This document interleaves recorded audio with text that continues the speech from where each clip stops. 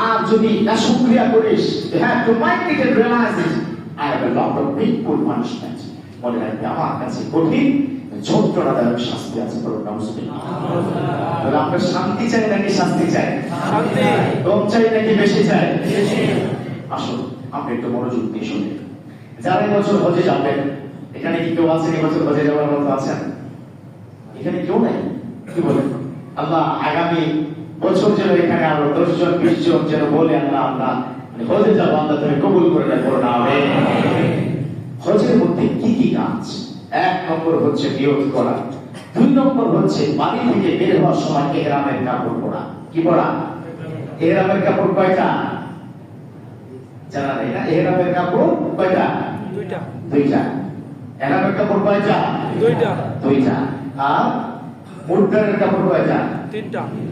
আচ্ছা, তাহলে খেয়াল করে দেখেন, খুব মনোযোগ দিয়ে শুনবেন। আপনি আল্লাহর কাছে যাচ্ছেন, আনতা দুয়ুফুর রহমান, আপনি হচ্ছেন আল্লাহর মেহমান। আর আল্লাহর কাছে যাচ্ছেন, আল্লাহর কাছে যাওয়ার ফরম্যাট কয়টা? কথা বুঝতে হবে। ফরম্যাট কয়টা? একটা হচ্ছে জীবিত, আর একটা হচ্ছে মৃত। জীবিত ভাবে যদি আপনি আল্লাহর মেহমান হতে চান, তাহলে আপনাকে কাপড় পরতে হবে 2 টুকরা। কয় টুকরা? আর যদি মৃত অবস্থা আল্লাহর কাছে যেতে চান, কয়টা লাগবে? 3টা। 2টার একটাতেও কিন্তু পকেট নাই। সুবহানাল্লাহ। 2টার একটাতে তো কি পকেট আছে?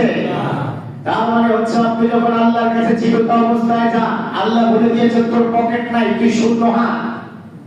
ওই মুচিবেটা রিকশাওয়ালা ঠেলাওয়ালা যেমন ভাবে 2টা কাপড় 2টা কাপড় পরে, তেমন ভাবে তুমি 1000 কোটি টাকার মালিক, তোমাকে এই 2 টুকরা পড়তে হবে। ওই বেটা যেমন 500 টাকার একটা ইহরামের কাপড় কিনে তোমাকে ওই একই দামে কিনতে হবে। ওই বেটা যেমন সাদা কাপড় পরে তোমাকে একই ভাবে পড়তে হবে।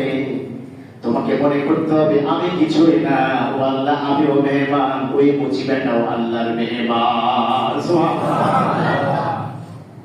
আল্লাহর কাছে যাওয়ার পদ্ধতি 2টা ভাবে আপনি মেহমান হতে পারেন। একটা 2 টুকরা দিয়ে, আরেকটা 3 টুকরা দিয়ে। একটা তো কিন্তু সেলাই করা যাবে না, একটা তো আপনার পকেট থাকবে না। তার মানে হচ্ছে আপনি বাড়ি থেকে যখন বের হবেন, you have to mind it, you have to realize it at that 10%. আমি একজন মৃত মানুষ, আমি হয়তো বাড়ি থেকে হজ থেকে বাড়িতে নাও ফিরতে পারি। আল্লাহু আকবার। এখন থেকে প্রায় 100 বছর আগে বা 200 বছর আগে পায়ে এটা হজে যেত, ঠিক না? যাওয়ার সময় স্ত্রী পড়ে যান, সন্তানকে জড়িয়ে ধরে কান্না করতো আর বলতো আমি যদি বাড়িতে ফিরে না আসে, তোমার বিগত দিনে যতগুলো অন্যায় করেছে তুমি আমাকে ক্ষমা করে দিও। এখন হজ হয়ে গেছে তো মশলা, কথা বলেছি না?